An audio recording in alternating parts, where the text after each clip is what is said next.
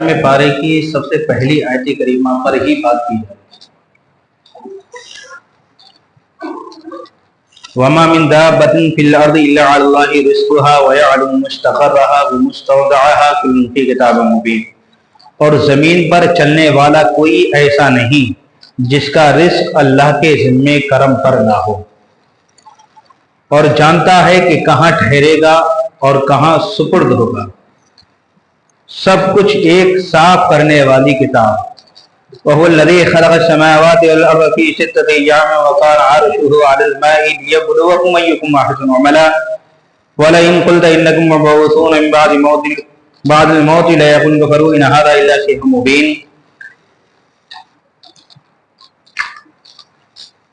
کتاب میں ہے، اور وہی ہے جس نے آسمانوں اور زمین کو 6 دن میں بنایا، اور اس کا عرش پانی پر تھا کہ تمہیں آزمائے تم میں کس کا کام اچھا ہے، اور اگر تم فرماؤ کہ بے شک تم مرنے کے بعد اٹھائے جاؤ گے تو کافر ضرور کہیں گے کہ یہ تو نہیں مگر کھلا جادو ہے۔ دیکھیے ساتھ میں بات بھی بتا دیں۔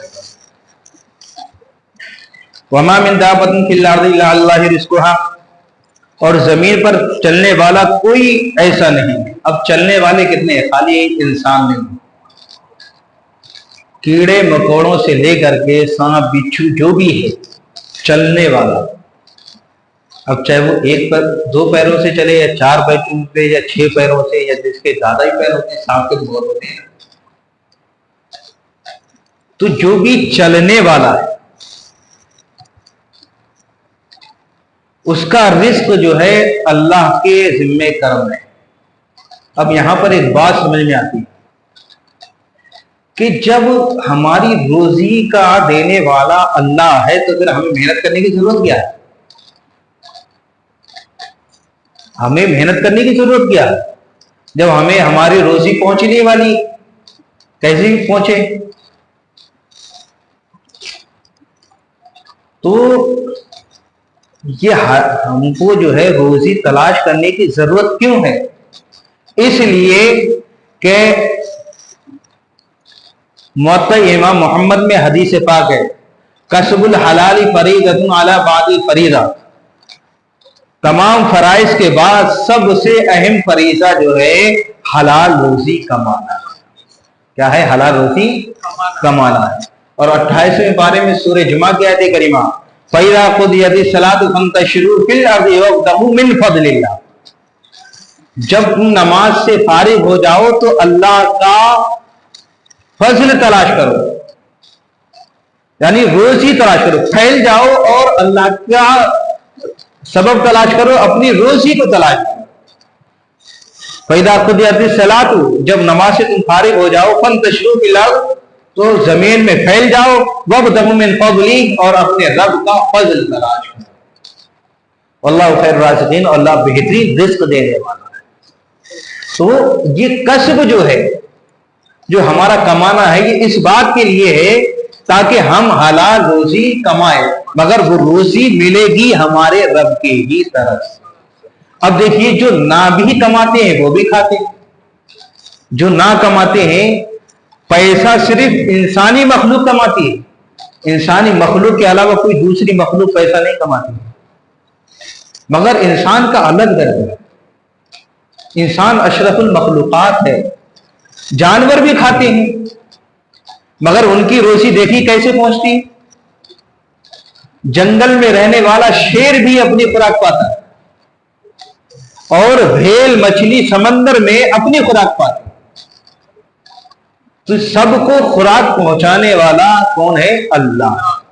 یہ ہمارا سب سے پہلا عقیدہ ہونا چاہیے کہ روزی کا پہنچانے والا کون ہے؟ اللہ۔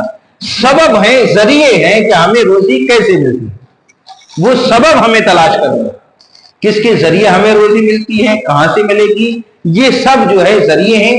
وَابْتَغُوا مِنْ فَضْلِهِ کے تحت کہ جب تم نماز سے فارغ ہو جاؤ، اپنے سے فارغ ہو تو رب کا فضل تلاش کرو، اور جانتا ہے کہ کہاں ٹھہرے گا اور کہاں سپرد ہوگا۔ یہاں دیکھیے کہاں ٹھہرے گا، کہاں سپرد ہوگا، یہ سب جو ہے میرے رب جانتا ہے۔ اس کو دوسرے لفظوں میں یوں سمجھا دوں کہ کہاں ٹھہرے گا یعنی اس کے جائے سکونت کو جانتا ہے، یہ کہاں رکے گا، کہاں اب پیدا ہو رہا ہے، کوئی گجرات میں، کوئی یو پی میں، کوئی بہار میں، کوئی انڈیا کے باہر ہے، مگر سب کی خبر رکھتا ہے۔ اور کہاں سپرد ہوگا؟ سپرد ہونے کی جگہ سے مراد کیا ہے؟ دفن، یعنی دنیا میں کس جگہ پر رہے گا اور دفن کہاں ہوگا۔ ایسا ہے، ہم اپنی زندگی میں ایسا دیکھتے ہیں کہ آدمی رہنے والا انڈیا کا ہے، پیدا انڈیا میں رہا، اپنی زندگی انڈیا میں گزاری، مگر حج کرنے گیا، اللہ نے موت وہیں دے دی۔ بات سمجھ رہے ہو نا؟ اور پھر وہ جا کے جنت البقیع میں جا کے دفن ہو جاتا ہے۔ بات سمجھ رہے؟ یہ ضروری نہیں کہ ہم انڈیا میں ہیں تو ہمارا مدفن، ہمارے مرنے کی جگہ، ہمارا قبر جو ہے یہ یہی ہو، یہ ضروری نہیں۔ یہ جانتا ہے میرا رب کہ میں کہاں دفن ہوں گا۔ وما تدری نفس بأی ارض تموت، 21ویں پارے کی آیت کریمہ ہے۔ کل تم کیا کماؤ گے تم میں سے کوئی نہیں جانتا، ہم میں سے کوئی نہیں جانتا، اور میں کہاں مروں گا یہ بھی ہم میں سے کوئی نہیں جانتا، اور بارش کب ہوگی یہ بھی ہم میں سے کوئی نہیں جانتا ہے، ماں کے پیٹ میں کیا یہ ہم میں سے کوئی نہیں جانتا ہے، اور قیامت کب آئے گی یہ بھی ہم میں سے کوئی نہیں جانتا ہے، مگر میرا رب جانتا ہے، ساری چیزوں کو جانتا ہے۔ تو مرنے کی جگہ کو بھی جانتا ہے، تم کب مرو گے یہ بھی جانتا ہے، کہاں دفن ہوگے یہ بھی جانتا ہے، اور دنیا میں تم کہاں رہو گے یہ بھی جانتا ہے۔ ہر ایک کی میرے رب کو خبر ہے۔ کل فی کتاب مبین، سب کچھ ایک صاف کرنے والی کتاب میں ہے، سب کچھ صاف کرنے والی، یعنی قرآن مقدس۔ کیا ہے؟ قرآن مقدس۔ قرآن مقدس میں ہر اس چیز کا بیان ہے جو تم تلاش کر سکتے ہو۔ تبیان لکل شیء، قرآن کا خود دعویٰ ہے، تبیان لکل شیء، اس میں ہر چیز کا بیان۔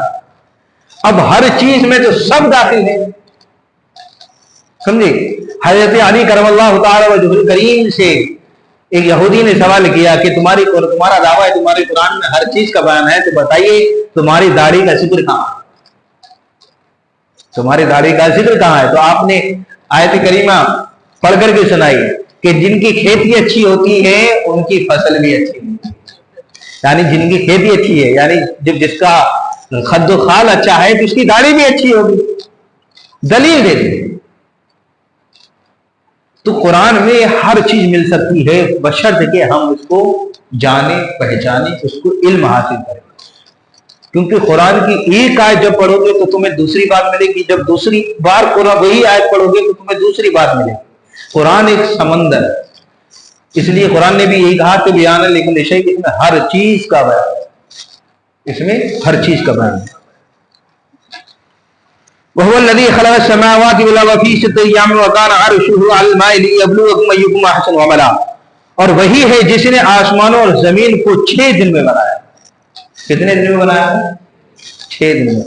ساری کائنات کو 6 دن میں بنا دیا، سمجھے؟ یہ شان قدرت ہے۔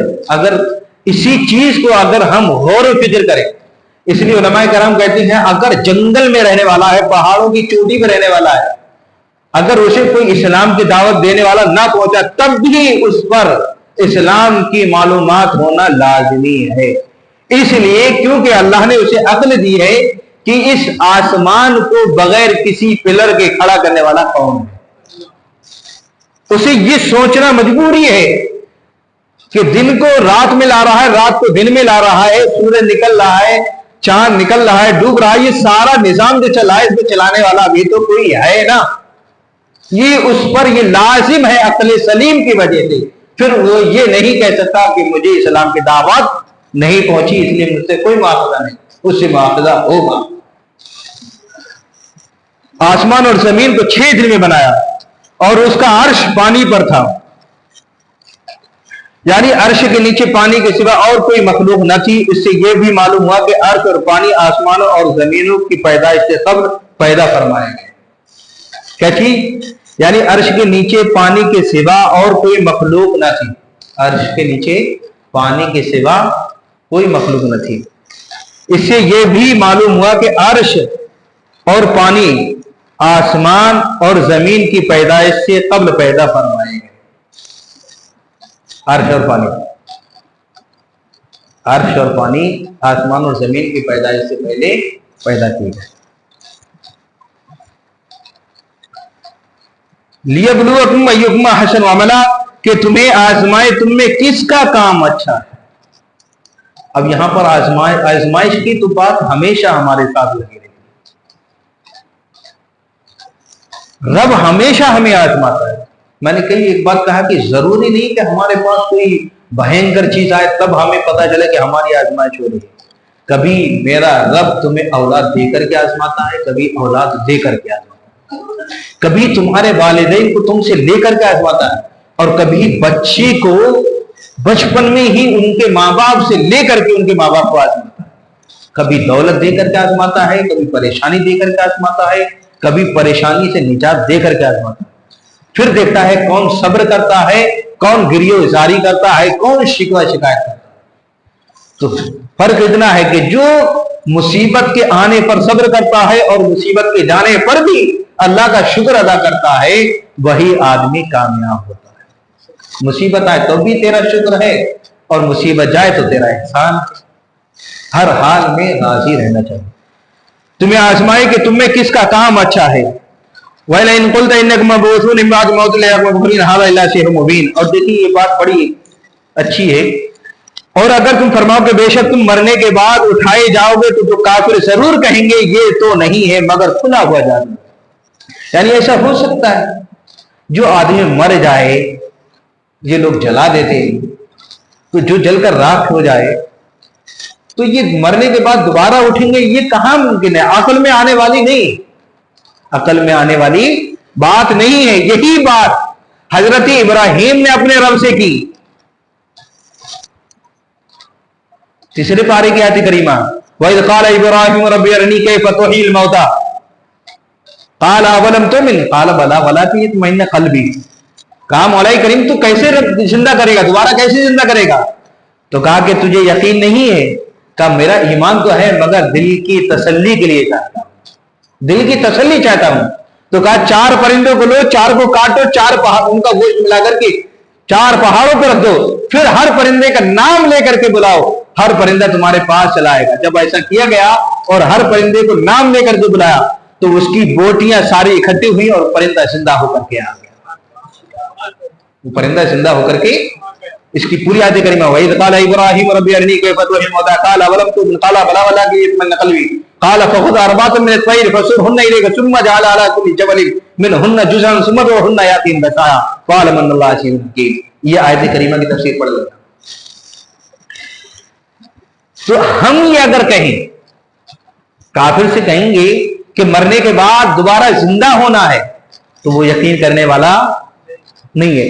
مگر مسلمان کا, مومن کا یہ پہلا حق ہے اس بات کو تسلیم کرے کہ اللہ نے جو زندگی ابھی دی ہے مرنے کے بعد پھر ہمیں اٹھایا جائے, مرنے کے بعد ہمیں اٹھنا ہے. مگر کافر یہی کہے گا یہ تو کھلا ہوا جادو کی بات کر رہے ہو کہ مرنے کے بعد کوئی دوبارہ زندہ ہو سکتا ہے, نہیں ہو سکتا, وہ یہی کہے گا. مگر مومن یہ اس بات کا ایمان رکھے کہ جیسے اللہ نے ہمیں ایک نطفے کے ذریعے ہمیں زندگی بخشی ہے تو مرنے کے بعد وہ دوبارہ ضرور ہمیں زندہ کرے گا. اس کے بعد